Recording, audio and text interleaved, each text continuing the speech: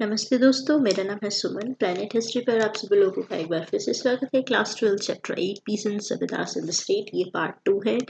Part 1 में हम काफ़ी कुछ डिस्कस कर चुके हैं, तो शुरू करने से पहले रिक्वेस्ट करूँगी, प्लीज़ लाइक शेयर और सब्सक्राइब ज़रूर कीजिए मेरे चैनल को। प्लीज़ आप सिर्फ देख कर मत जाइए, सब्सक्राइब कर लीजिए। आपका क्या जाता है, आपको कुछ नहीं लग रहा है ना सब्सक्राइब करने में, बटन दबाने में, प्लीज़ सब्सक्राइब कीजिए। तो चैप्टर 2 पार्ट 2 हम शुरू करेंगे। पार्ट 1 में हम ये स्लाइड्स को डिस्कस कर चुके हैं, देख चुके हैं। 2 में हम विलेज कम्युनिटी के बारे में शुरू करते हैं। Agriculture production involve the intensive participation and initiative of the peasantry. तो एग्रीकल्चर जो प्रोडक्शन है वो ऑब्वियसली किसानों पर ही निर्भर करेगा, उनके पार्टिसिपेशन पर ही निर्भर करेगा। तो एग्रीकल्चर इसलिए इंडिविजुअल ऑनरशिप पर ही बेस्ड होता था, जो हम फर्स्ट पार्ट में देखे थे कि इंडिविजुअल जिसका भी इंसान का खेत है उसी पर ही निर्भर करता है कि वो खेत जोतता है, किससे जोतवाता है। Belong to collective village community, लेकिन वो फिर भी एक कम्युनिटी का हिस्सा थे। तो जो पूरी की पूरी कम्युनिटी है, जो सॉरी जो विलेज वगैरह है, वो उस पर एक पर्टिकुलर कम्युनिटी रहती थी, या फिर 2-3 कम्युनिटीज जैसे कास्ट वगैरह मिलकर रहते थे, जिसमें से ज़्यादातर कम्युनिटी में जो लोग होते हैं वो कल्टिवेटर्स हैं, पंचायत है और विलेज हेडमैन है। तो ये 3 लोग हैं जिसमें से कास्ट वगैरह इन पर ऐसे प्रभावी मिलती है। गांव का जो माहौल है, despite the abundance of cultivable land, मतलब कल्टिवेबल लैंड तो काफ़ी सारी थी, लेकिन फिर भी कुछ कास्ट ग्रुप थे जिनके पास अपने ही टास्क फिक्स थे कि उनको वही टास्क करने हैं, तो जिसकी वजह से वो पुअर रह जाते थे। अब ये एक्चुअली कास्ट जो थी वो बहुत ही एक साइन थी यूनिटी का, अलग ही, जो सदियों से किसी कुम्हार का काम करते आ रहे हैं। वो उस काम में इतने परफेक्ट थे कि वो उस काम को छोड़कर दूसरे को करेंगे तो वो उसको इतने अच्छे से नहीं कर पाएंगे। तो ये किसी के ऊपर थोपे गए काम नहीं थे, जो लोग इकट्ठे होकर किसी एक काम को करते थे और उसकी एक पर्टिकुलर कम्युनिटी या कास्ट उनकी बन जाती थी। ये किसी इंसान को दिया नहीं जाता था काम कि भाई तुम लोग ऐसा करो। लोग खुद से चूज करते थे और अपना फिर ऑर्गेनाइज बना अपने आप को ऑर्गेनाइज कर लेते थे और वो उनकी फिर कास्ट बन जाती थी। और इस तरीके से कोई भी जब उन्हें लगता था कि इस काम में अब उनके पास फ़ायदा नहीं रह गया है, तो पूरी की पूरी कम्युनिटी एक चीज़ को छोड़कर फिर दूसरा कोई काम शुरू कर देती थी और उसमें शामिल हो जाती थी। तो ऐसा बिल्कुल भी नहीं है कि किसी एक इंसान को ज़बरदस्ती थोपा गया है, या फिर किसी कम्युनिटी के ऊपर ज़बरदस्ती थोपा गया है कि आपको ये काम करना है और पुअर ही रहना, ऐसा बिल्कुल भी नहीं था। और मुगल या फिर इस्लाम रूल आने से पहले तो कोई भी कास्ट ऐसी नहीं थी, क्योंकि हमने उससे पहले जो देखा है कि कोई भी कास्ट पुअर नहीं होती थी। हाँ, लेकिन ये समय पर ऐसा हो गया था। Such groups comprised a large section of village population, और ऐसा विलेज में काफ़ी सारे लोग होते थे जिनके पास लीस्ट सोर्सेज होते थे, जिनकी पोजीशन हायरार्की में काफ़ी नीचे होती थी, जैसे कि आज दलित की होती है। मुस्लिम कम्युनिटीज़ मीनियल लाइक हलाल खोरन, जैसे मुस्लिम कम्युनिटीज़ में भी होते हैं जो मीट वगैरह काटते हैं, वो विलेज के बाहर रहते थे। देखो, और वो भी इसलिए रहने लगे थे मुस्लिम्स भी, क्योंकि यहाँ की उन्होंने कस्टम फॉलो किए थे और ये ज़रूरी होता था। जैसे आज भी हम देखते हैं ना कि अभी का ही देख लीजिए, जानवरों की वजह से कितना इन्फेक्शन होता है। जो इंसानों में जो इन्फेक्शन, जो इंसान उनकी वायरस को झेल नहीं पाता है, तो ये पहले के लोगों को पता होता था, क्योंकि उन्होंने एक्सपीरियंस किया होगा उस चीज़ को, उन्होंने देखा होगा। तो इसलिए जो लोग ऐसे काम करते हैं जिसकी वजह से इन्फेक्शन फैल सकता है, उनको बाकी लोगों से दूर इसीलिए रखा जाता था। उनकी मर्जी है, वो उस चीज़ को छोड़कर दूसरी चीज़ अपना सकते हैं, क्या प्रॉब्लम है, लेकिन वो करते थे। ठीक है, तो इसलिए उन्हें विलेज की बाउंड्रीज से बाहर इसीलिए रखा जाता था। सिमिलर जैसे कि आज भी मैंने पहले वाले उसमें भी दिखाया था, एक्सप्लेन किया था कि अब भी हम होता है कि कोई इंसान या मर जाता है, किसी को दफना कर आते हैं, जला कर आते हैं, तो घर पर अंदर आने से पहले हम अच्छे से साबुन से हाथ पर अपने धोते हैं, उसके बाद ही अंदर आते हैं। क्योंकि कोई भी चीज़ मरती है ना, उसको मार के काट के खा रहे हो तुरंत ही, चाहे इंसान हो चाहे जानवर हो, उसका शरीर सड़ना तुरंत शुरू हो जाता है और उसमें हजारों तरीके के बैक्टीरियाज उत्पन्न अपने उस बॉडी के मरते ही शुरू हो जाते हैं। इसलिए ऐसे लोग जो ये काम करते थे, उनका बाहर रहना विलेज से ज़रूरी होता था। Similarly the mallahzadas boatmen in Bihar were comparable to slaves. जैसे कि बिहार में है जो मल्लाह होते थे, बोटमैन होते थे, उनको स्लेव्स के तरीके से कंपेयर करते थे। There was a direct correlation between caste poverty and social status is the lower strata of society. अब ये समय ही ऐसा था जब कास्ट, कुछ कास्ट जिनके पास, जो उनकी कास्ट में उतना प्रॉफिट नहीं रह गया था उनके काम में, तो और उस काम को फिर भी वो कर रहे थे क्योंकि वो एक कास्ट से अपने आप को बांध रखे थे, तो पॉवर्टी और स्टेटस वगैरह से ये चीज़ें रिलेट कर जाती थी। In Marwar Rajput are mentioned as peasants, जैसे कि मारवाड़ में है राजपूत जो कभी क्षत्रिय हुआ करते थे, लेकिन उनका ये स्टेटस उनसे छिन गया, उन हार गए वो, तो बाद में किसान बन गए। अब करेंगे क्या, सेम जैसे जाट जाट लोग होते हैं हरियाणा में, यूपी में, उनके साथ सेम एक जगह पर रह रहे हैं। तो स्टेटस क्या है, क्षत्रिय वो पहले हुआ करते थे, तो किसान बनने के बाद भी उनके दिमाग में ये था कि हम तो उनसे हायर ही है, मतलब अगर किसान भी है तो भी उनसे अब हाई है। तो राजपूत और जाट में लोग मानते हैं ऐसा कि राजपूत अपर कास्ट है और जाट लोअर कास्ट है, जबकि ये सब दिमाग का खेल है। The Kauravas who cultivated land in Uttar Pradesh sought Rajput status in 17th century. तो जो गौरवाज उत्तर प्रदेश में, उनको अगर मौका मिला कि वो किसान को छोड़कर राजपूत स्टेटस ले रहे हैं, तो उनको 17th सेंचुरी में ये चीज़ मौका मिली और वो राजपूत बन गए। तो कोई भी कास्ट पर्टिकुलर नहीं होती थी, लोग एक कास्ट को अपनी उस काम को कर रहे हैं तो, या फिर उस चीज़ को छोड़कर वो दूसरी चीज़ को अपना सकते थे, और वो एक वही चीज़ थी उनको बांधे रखती थी, और ये ज़रूरी था। लोग ऑर्गेनाइज रहते हैं तो उसका फ़ायदा होता है। जैसे आज के लोग हैं, किसी कास्ट में अगर कोई इंसान है उसको कुछ प्रॉब्लम आती है फाइनेंशियल या फैमिली में, तो जैसे पहले होते थे ना लोग पड़ोसी की, गांव में जैसा आज भी होता है, जो गांव में लोग रहते हैं उनको समझ में आती होगी कि किसी के घर में कोई दिक्कत होती है तो पड़ोसी उसकी हेल्प करता है। पड़ोसी पहले पड़ोसी नहीं होते थे, परिवार ही होते थे। सेम ऐसी कम्युनिटी होती थी, तो लोग कम्युनिटी में एक कास्ट में अपने आप को सेफ पाते थे। कोई भूखा नहीं मर जाएगा, मरेगी तो पूरी की पूरी कम्युनिटी या पूरा पूरा विलेज भूखा मरेगा। कोई एक इंसान, कभी पहले ऐसा नहीं होता था कि वो अकेला है तो भूखा मर गया। तो कास्ट या फिर ये कम्युनिटीज जो होती हैं, ये कोई नेगेटिव नहीं थी, ये बहुत ही ऑर्गेनाइज्ड होने के कारण एक बैकबोन था यहाँ की सोसाइटी का। लोग मिलजुल कर रहते थे, तो ये पॉजिटिव फैक्ट था। जबकि हमको अंग्रेज़ों ने सिखाया कि यहाँ के कास्ट में डिवाइडेड लोग हैं, बटे हुए हैं। उन्होंने सोच बोला, लिख के दिया हमको, और हमने उस चीज़ को मान लिया, एज इट इज एक्सेप्ट कर लिया। हमने अपना दिमाग नहीं लगाया, उन्होंने हमको बांटना चाहा एजुकेशन के जरिए, और हमने सोच लिया कि हम तो कास्ट में बटे हुए हैं। ठीक है, castes such as Ahirs, Gujars and Mali rose in the hierarchy because of profitability of cattle rearing and horticulture. Ahir, गुजर और मली रोज जो हायरार्की में है, वो कैटल रियरिंग और हॉर्टिकल्चर के कारण अपने आप को और ऊपर मानती थी। In the eastern region intermediate pastoral and fishing caste like Sadgop Kaivartas acquired instead of peasants. Eastern region की जो कास्ट है, सदगोप और कैवर्त, वो भी फिशिंग और पेस्टोरल के साथ साथ अपना पीजेंट स्टेटस उन्होंने ले लिया था। हम किसान है, क्योंकि किसान मतलब सिर्फ खेत जोतने वाला नहीं होता है, कैश में जो चीज़ें होती हैं, जैसे पेस्टोरल, फिशिंग और हॉर्टिकल्चर, ये सारी उसी तरीके की आती है, पीजेंट ही काउंट होती हैं ये सारी चीज़ें। Panchayat and village headman. अब आता है पंचायत और विलेज हेडमैन। ये तो हो गए कल्टीवेटर्स या फिर पीजेंट लोग। दूसरा जो गांव में होती थी, एक वो होता था पंचायत। अब कोई भी कम्युनिटी रह रही है तो विलेज में कोई एक कम्युनिटी भी हो सकती है या फिर काफ़ी सारी कास्ट भी मिलकर एक विलेज का हिस्सा बन सकती हैं। तो उनका एक हेड होता है, जो 4-5 लोग, मैक्सिमम तो 5 ही होते थे, इसीलिए उनको पंच बोला जाता है। तो वो उनकी कम्युनिटी बनती है, उनके हेड बनते हैं कि अगर किसी कम्युनिटी में कोई प्रॉब्लम है तो वहाँ पर जाकर वो उनकी डिमांड करेंगे जस्टिस की। तो village panchayat was an assembly of elders, जो गांव के बड़े बुजुर्ग और अम, क्या बोलते हैं, जिनको एक्सपीरियंस्ड लोग हैं, वो पंचायत का हिस्सा होते थे।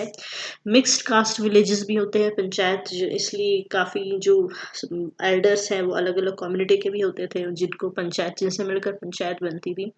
Panchayat represented various castes and communities in villages, so it is an oligarchy. Panchayat was headed by headman, जो पंचायत का हेड होता था एक इंसान, उसके मुकद्दम या मंडल बोला जाता था। कई जगह पर उसे सरपंच भी बोला जाता है। और नॉर्थ इंडिया में कई जगह पर उसे मुकद्दम या मंडल भी बोला जाता है सरपंच को। Some sources suggested that headman was chosen through the consensus of village elders. अब जो सरपंच बनेगा कौन, वो विलेज के लोग एल्डर्स जो है वो डिसाइड करेंगे कि कौन जो विलेज में है सही तरीके से न्याय कर सकता है, पूरी कम्युनिटी को बांध के रख सकता है, रूल्स के अकॉर्डिंग लोग चले, कोई एक दूसरे पर अत्याचार न करे, ये कौन अच्छे से कर सकता है। तो जब तक लोगों का विश्वास उस इंसान पर है तब तक वो हेड रहेगा, और जैसे ही उसका कॉन्फिडेंस एल्डर्स का उसने लूज किया, उसको उसकी पोजीशन से हटा दिया जाता था। The panchayat derived its funds from contribution made by individuals to a common financial pool। और जो पंचायत होती थी, गांव की पंचायत, वो अगर ज़रूरत है गांव के, अगर किसी अच्छे काम के लिए उन्हें ज़रूरत है, जैसे मंदिर बनवाना है कोई, या कैनाल बनवानी है गांव में, कोई कुआं खुदवाना है, या फिर रोड बनवानी है, कुछ भी गांव का जो भले के लिए काम करना है, तो उसका पैसा कहाँ से आएगा, वो वहाँ के लोगों से ही आएगा। उसका स्टेट से कोई लेना देना नहीं था। स्टेट सिर्फ अपना रेवेन्यू कलेक्ट करने आ जाता था, लाओ भाई हमको हमारा टैक्स दो, रेवेन्यू दो, और हम चलते बने। वहाँ का जो काम होना है वो वहाँ के लोग ही मिलकर करते थे। जैसे आज भी मैं गांव से बिलोंग करती हूँ, हमारे गांव का मंदिर ही पिछले साल बना है, तो वो मंदिर लोगों ने पैसा इकट्ठा किया है, गांव के लोगों ने ही फंड इकट्ठा किया, दान दान वगैरह किया, और वो अभी भी मंदिर वो अभी बन रहा है धीरे धीरे। तो ऐसे ही धीरे पहले तो ये रूल्स तो नहीं होते थे, जैसे अब तो फिर भी बन गए हैं रूल्स भी, रोड वगैरह सरकार का काम है बनाना, पहले तो नहीं होता था। तो ये लोग इकट्ठा करते थे, गांव के लोग ही। Corrupt mandals, the mandal often misuse their position. अब कई बार ऐसा भी हो जाता था कि जो मंडल हैं वो करप्ट भी हो जाते थे। क्यों? क्योंकि देखो, मैंने जितना मैंने पढ़ा है ना मेडिवल हिस्ट्री को और एंशियंट हिस्ट्री को, मुझे सच में ऐसा लगता है कि करप्शन और ये जो होता है ना, आज का जो सबसे बुरी प्रॉब्लम है, वो मेडिवल इंडियन जो हिस्ट्री है ना, इसी की देन मुझे ऐसा लगता है पर्सनली। कोई इस चीज़ को ऐसा मत लेना गलत उसमें कि मैं क्यों मुस्लिम रूल है इसलिए बोल रही, ऐसा नहीं है। पर ये फैक्ट है, क्योंकि करप्शन और बहुत ज़्यादा हुआ था, ये मेडिवल इंडिया में ही हुआ था, उससे पहले नहीं था। क्यों? मतलब अगर सोर्सेज नहीं मिलते, एविडेंस नहीं मिलते, तो हम तो ये मानकर चलेंगे नहीं था। और सेम ऐसे जो रिजर्वेशन है, जैसे कि जो ईरानियन अगर गद्दी पर बैठे तो उन्होंने नोबल्स, जो ईरानियन नोबल है उन्हीं को भर्ती किया। फिर किसी ने किसी को दी, सूफी लोगों को किसी ने दी, किसी ने सुन्नी को तवज्जो दी, किसी ने शिया को दी, किसी ने अपने भले के लिए राजपूत को तवज्जो ज़्यादा दी, तो बाकी लोगों को कम पड़ा। तो उस वजह से फिर करप्शन भी बढ़ा, लोग अपना ज़्यादा फ़ायदा देने के लिए, हमें ज़्यादा मिले उसके लिए इस तरीके के काम करने लग गए। तो ये मेडिवल हिस्ट्री में ही हुआ था। तो करप्ट मंडल, वो करप्शन अगर कोई करता है तो वो तभी करता है जब वो अपनी जगह से उसको प्रॉपर जो चाहता है वो मिल नहीं पाता है। बहुत सारे रीज़न होते हैं, है ना? तो सेम ऐसा corrupt mandals, the mandals often misuse their position, they were principally accused of defrauding village accounts and बाहर कुत्ते भौंक रहे हैं, with the patwari and for and recessing the revenue they owed from their own lands in order to pass the additional burden on to small cultivation। Burden बहुत ज़्यादा आ रहा है cultivators पे। मतलब अब ये मंडल का ही काम है, सरपंच का ही, वो के जमींदार जो लोग हैं उनसे इकट्ठा करके सारा पैसा, गांव के लोगों से पैसा इकट्ठा करके ऊपर पहुंचाए।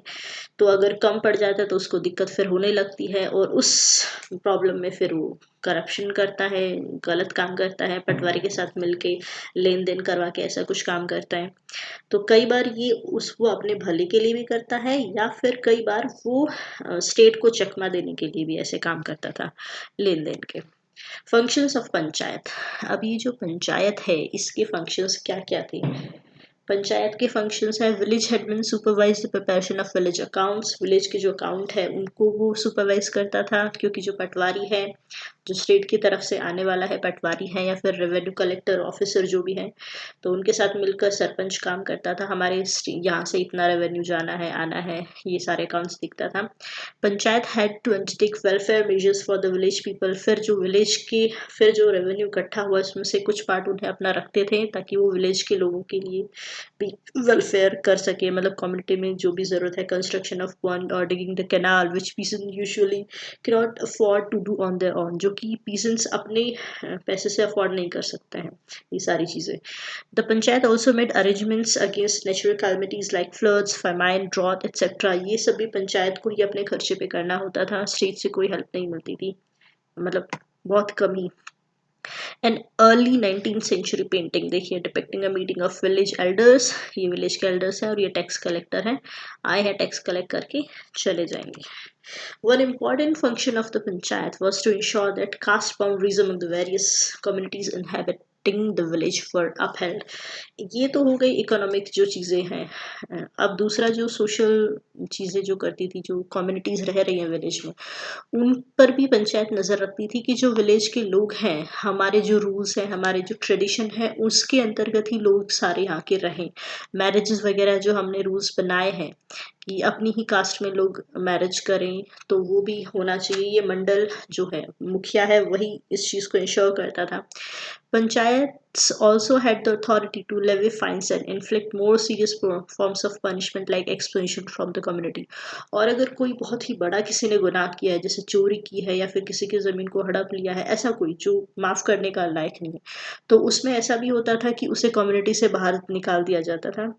तो वो एक निश्चित समय के लिए होता था कि वो अपना सबक सीख ले उस चीज़ से।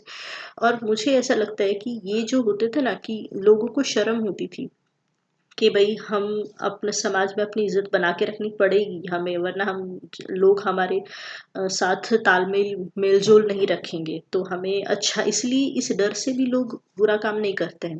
जैसे आज भी होता है अभी भी कि भाई वो सिर्फ इस डर से कि चार लोग हमारे बारे में क्या कहेंगे, इस डर से कभी कभी ये सिर्फ खाली एक मजाक की कहावत बन गई है कि चार लोग क्या कहेंगे। पहले ये बात इसीलिए होती थी कि लोग इसी डर से गलत काम नहीं करते थे, मतलब जैसे अपने बड़ों का सम्मान करना है, बुढ़ापे में अपने पेरेंट्स की सेवा करनी है, अपने भाई के साथ भी हमको पैसे के लिए लड़ना नहीं है, वरना लोग, हमारी इमेज खराब हो जाएगी, कोई हमसे बोलचाल नहीं करेगा। तो ये एक होता था कि हमको रूल्स के अंदर ही रहना है, हमको कोई गलत काम नहीं करना है। तो ये भी कम्युनिटी कास्ट जो है उसका एक पॉजिटिव साइड था। सब कुछ सोचें तो कास्ट मतलब कोई बुरी बात नहीं थी। It meant that a person forced to leave the village became an outcast and lost his right to practice his profession. मतलब यानी कि उसकी जाति चली जाएगी, इसका मतलब है यानी कि जो जात है, यानी कि जो काम कर रहा है एक जाति के दायरे में बंधकर, जो कमाई का जो साधन है, वो कमाई उसके लिए कुछ समय के लिए चली जाएगी और उसको फिर कुछ ऐसा काम करना पड़ेगा जो फिर अपना पेट ही पाल सके, जिससे वो सिर्फ इतना ही। तो आई थिंक ये अच्छा बात थी। In western India people of lower caste presented petitions to the panchayat. कई जगह पर जो लोअर कास्ट के लोग हैं वो पंचायत को भी बोलते थे कि भाई हमारे ऊपर टैक्स ज़्यादा लगा रहे हैं, या फिर हमसे जो स्टेट ऑफिशियल हैं या ऊंची क्लास कास्ट के लोग हैं वो हमसे ज़बरदस्ती अनपेड लेबर की मांग कर रहे हैं कि भाई तुम हमारे लिए काम करो। तो ऐसे पिटिशंस भी देते थे पंचायत में। In the eyes of the petitioner, the right to the basic minimum for survival was sanctioned by the custom. They regarded the village panchayat as the court of appeal that would ensure that the state carried out its moral obligations and guaranteed justice. तो village की पंचायत से वो लोग ये रखते थे उम्मीद कि हमारे साथ जस्टिस हो।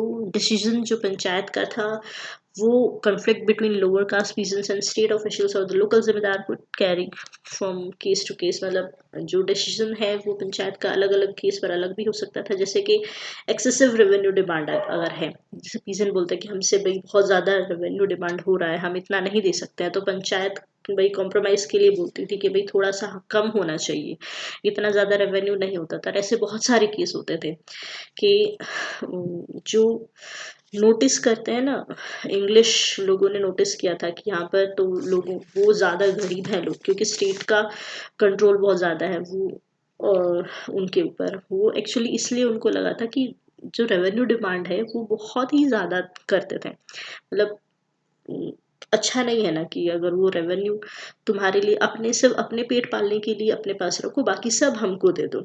भाई उनको अगर बेचना है, उनको धंधा करना है, उनका उसको कुछ करना है तो नहीं कर सकते वो। तो ये इसलिए लोग करते थे कि रेवेन्यू बहुत ज़्यादा डिमांड कर रहे हैं ये। इन केसेस जहाँ पर कि फिर स्टेट से ऐसा कुछ होता था कि वो रेवेन्यू कम नहीं करते, तो पीजेंट क्या करते थे, इतना ज़्यादा रेजिस्टेंस, वो विलेज छोड़ के चले जाते थे कि भाई ठीक है, ले लो, तुम कहाँ से इकट्ठा करोगे अब रेवेन्यू, उठा के जंगल की तरफ भाग गए, वहां जाके बस गए या दूसरा गांव बसा लिया। तो ये इस वजह से होता था। Role played by Jati Panchayat. In addition to the village panchayat, each subcaste or jati in the village had its own Jati Panchayat. These panchayat wielded considerable power in rural society. अब जहाँ जिस village में अलग अलग जातियां भी हैं, तो एक तो विलेज पंचायत हुई और एक उनकी जाति पंचायत भी अलग होती थी, क्योंकि जाति के रूल्स वगैरह अलग है, मतलब नॉर्म्स वगैरह कुछ अलग भी होती हैं। तो अगर उसमें कुछ प्रॉब्लम होती है तो वो जो जाति पंचायत है वो उनका फैसला करती है, अगर उनकी जाति से ही कुछ रिलेटेड है तो। जैसे राजस्थान में जाति पंचायत है, सिविल डिस्प्यूट्स अगर लोगों के बीच में है, मेंबर्स के बीच में, उस कास्ट के लोगों के बीच में, उनको सुलझाती थी। The mediated in contest claims on land, मतलब जैसे कि एक जाति का ही अगर है कि एक जाति के लोग ने दूसरे की जाति पे क्लेम करी किया, लैंड पे छीनने की कोशिश की, या फिर मैरिज वगैरह, भाई कि भाई ये कास्ट का लोग बोलते हैं कि हम तो इस कास्ट में शादी नहीं करेंगे, ऐसा कुछ हो रहा है तो उसको ना हो, रिचुअल प्रेसिडेंस, ऐसे ही रिचुअल्स वगैरह सब अच्छे से हों। In most cases accept in matter of criminal justice, मतलब अगर ऐसा क्रिमिनल जस्टिस नहीं है जिससे स्टेट को प्रॉब्लम हो रही है, तब तक स्टेट उसमें कोई भी दखल अंदाजी नहीं करती थी, वो अपनी जाति की प्रॉब्लम्स लोग खुद ही समझ सुलझाएंगे। और ये भी जो होता है, खैर जाति में जो अंतर जातीय विवाह है जो हम एंशियंट इंडिया में पढ़ते हैं, वो पहले करते थे लोग कि भी जाति प्रेफर करें कि आप अपनी जाति में ही शादी करें, और अगर ऐसा नहीं होता है तो बहुत ये कोई पनिशेबल बात नहीं थी। ये सिर्फ मुगल, मतलब जब मुस्लिम रूल शुरू हुआ तब ये चीज़ होने लगी थी कि आप अपनी जाति को छोड़कर किसी दूसरी जाति में नहीं जाएंगे, ये पहले नहीं होता था। तो वो भी शायद मेरे ख्याल से इसीलिए होता था कि लोग काफ़ी सारे जो थे वो अपना धर्म चेंज करने के लिए ना हो जाए कि भाई वो जाकर मुसलमान ना बन जाए या मुस्लिम हिंदू ना बन जाए।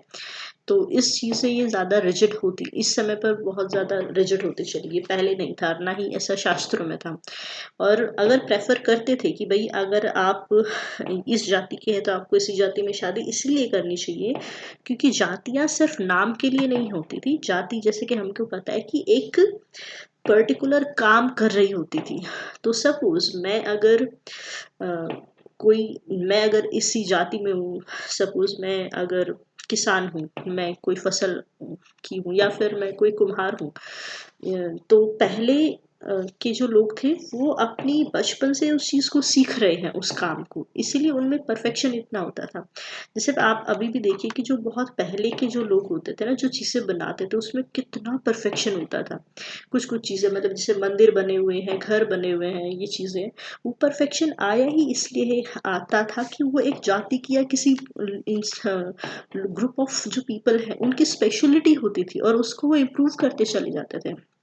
अभी क्या हो रहा है कि अगर मेरे को इंजीनियर बनना है तो जो जाति इंजीनियरिंग का काम बचपन से ही वो बच्चा देखता आ रहा है कि भाई ये काम ऐसे होता है, ऐसे होता है, तो वो क्या करेगा, मतलब थोड़ा सा बच्चा होने तक तो वो सब कुछ सीख ही जाएगा, उसके बाद तो उसमें इम्प्रूवमेंट लाएगा। और अभी क्या हो रहा है कि हम 4 साल में इंजीनियरिंग समझने की कोशिश करते हैं, तब तक तो इंजीनियरिंग की डिग्री खत्म हो जाती है और हमको पता ही नहीं है हमने क्या सीखा है।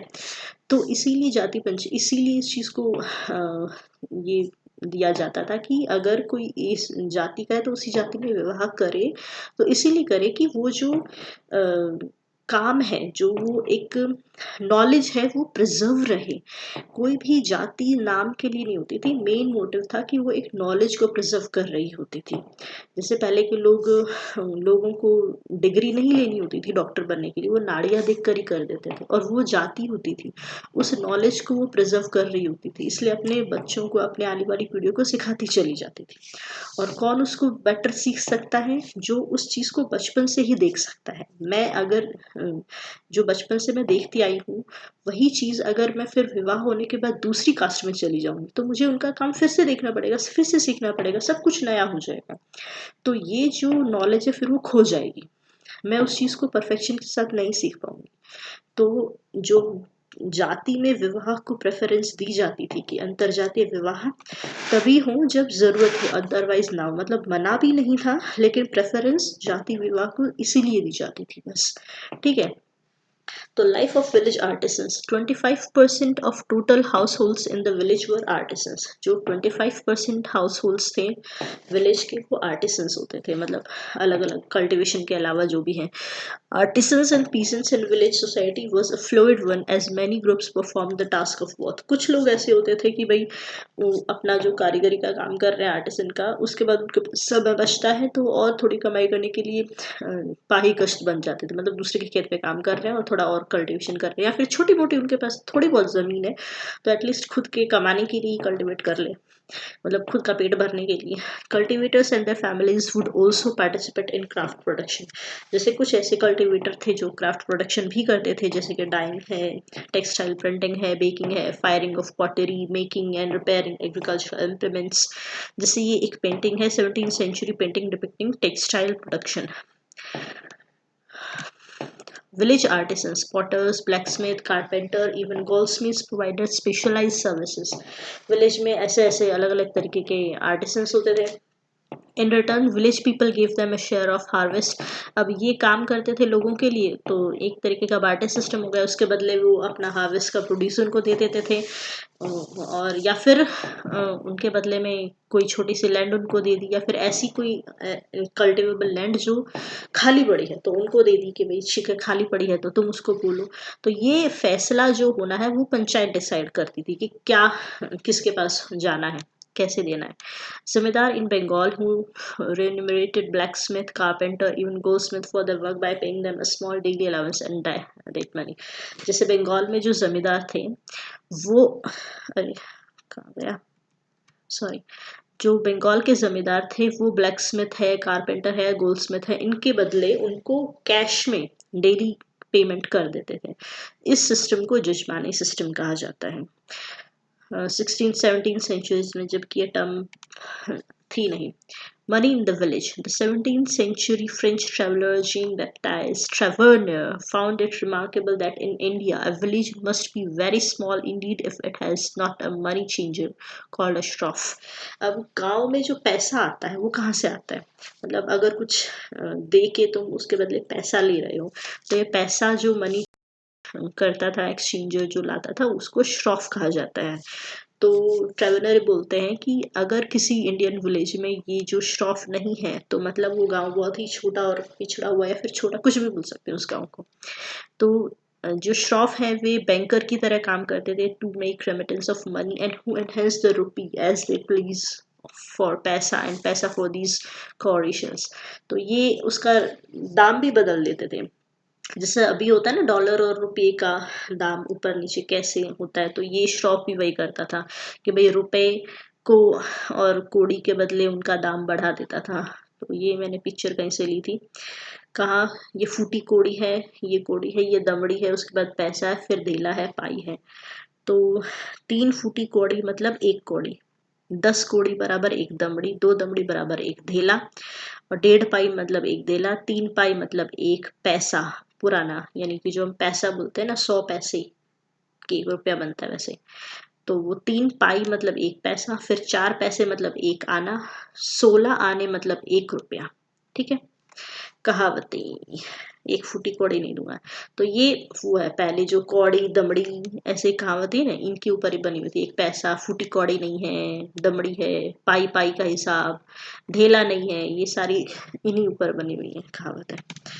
Village as a little republic. British officials 19th century के विलेज को एक लिटिल रिपब्लिक की तरीके से देखते हैं कि क्यों वहाँ पर सब कुछ, वहाँ पर हर तरीके के लोग हैं, उनको किसी चीज़ के लिए बाहर जाने की ज़रूरत नहीं है, मतलब कल्टीवेटर, आर्टिसंस, स्टाफ सब कुछ उस गांव में ही है। तो उनको इसलिए एक लिटिल रिपब्लिक के तरीके से ब्रिटिश ऑफिशियल्स ने देखा। Fraternal partners of sharing resources and labour in a collective, मतलब जो भी गांव के रिसोर्सेज हैं वो आपस में बार्टर सिस्टम के थ्रू ही सही, वो आपस में एक दूसरे के साथ शेयर कर रहे हैं सब, इसके बदले उसको वो दे दिया, वो ले लिया, ऐसे ले लिया, सब कुछ चल रहा है वहीं पर, उनको कुछ भी बाहर से लाने की जरूरत ही नहीं है। However, this was not a sign of rural egalitarianism. There was individual ownership of assets and deep inequities based on caste and gender institution. इसका मतलब ये नहीं है कि सब लोग गांव में बराबर हैं. इंडिविजुअल ऑनरशिप है सभी की अपने एसेट्स की. वो उससे बदला मतलब किसी चीज़ के बदले दूसरी चीज़ ले रहा है तो मतलब वो उसका अपना है, उसके बदले वो दूसरे से चीज़ बदल रहा है. एंड डीप इन इक्विटीज़ और सबके पास बराबर भी चीज़ें नहीं है. Based on caste and gender distinctions ये भी काफ़ी सारे हैं. ग्रुप ऑफ पावरफुल इंडिविजुअल्स, कुछ ग्रुप के लोग हैं इंडिविजुअल्स, वो विलेज के जो हेड हैं जिन्हें की पंचायत बोला जाता है. अब ये जो ब्रिटिश ऑफिशियल्स थे वो इस तरीके से दिखाते हैं कि जो भी इंडिया में जो भी है या फिर जहाँ पर भी इन्होंने राज किया है ना, सिर्फ इंडिया नहीं, मतलब हमने जो पहले 11th क्लास में देखा था कि उन्होंने अमेरिका के लोगों को भी ऐसा ही बोला कि ये लोग ऐसे हैं, बेकार हैं. अफ्रीका के लोगों को, ऑस्ट्रेलिया के लोगों को, इंडिया में भी ऐसा ही कि ये लोगों को कुछ नहीं पता है, ये सारे के सारे बेकार लोग हैं, अत्याचारी लोग हैं, हम लोग इनको सिविलाइज बनाएंगे. तो ये बोलते थे इसीलिए ये चीज़ों को दिखाते थे कि कुछ पावरफुल लोग हैं विलेज के, वो जो छोटे लोग हैं उन पर बहुत ज़्यादा अत्याचार करते हैं. अरे अत्याचार क्या कर रहे हैं, वो उठा के दूसरे गाँव नहीं चले जाएंगे, गाँव नहीं भाग जाएंगे, अपनी जाति छोड़ के नहीं चलेंगे, दूसरा काम नहीं कर लेंगे क्या, है ना. तो exploited the weaker sections and had the authority to dispense justice and blah blah. तो ठीक है, ये सेकंड पार्ट भी यहाँ पर ख़त्म हो जाता है. 30 मिनट, आधा घंटे का हो गया. तो इसमें अगर आपको कोई चीज़ मैं नहीं अच्छे से समझा पाई तो कमेंट में पूछ सकते हैं मुझसे. देखिए, मुझे काफ़ी कमेंट कोई बोलता है कि मेरे को समझ में नहीं आया है, आप फिर से समझा दीजिए, तो मैं पूरा का पूरा पार्ट में मैसेज के थ्रू नहीं बता सकती हूँ. पर्टिकुलर क्वेश्चन पूछिए कि इस चीज़ का मतलब क्या है और ये आपने ऐसा क्यों बोला है, ऐसे पूछिए मुझसे सवाल तरीके से, तो मैं उसको मैसेज में बता भी सकती हूँ. कोई ऑनलाइन क्लासेस तो है नहीं, आपने बोला दोबारा बोलो, मैं पूरा का पूरा एक्सप्लेन फिर से मैसेज में तो बिल्कुल भी नहीं कर सकता है. तो प्लीज़ पर्टिकुलर क्वेश्चन पूछिए, ठीक है. मुझे खुशी होगी अगर आप मुझसे क्वेश्चन पूछते हैं, मैं उनका जवाब आपको दे पाऊँ. और प्लीज़ लाइक शेयर सब्सक्राइब ज़रूर कीजिए मेरे चैनल को, मेरी रिक्वेस्ट है आप लोगों से, प्लीज़ प्लीज़ प्लीज़. तो आज के लिए इतना ही, फिर मिलते हैं नेक्स्ट पार्ट में. Tata, bye bye.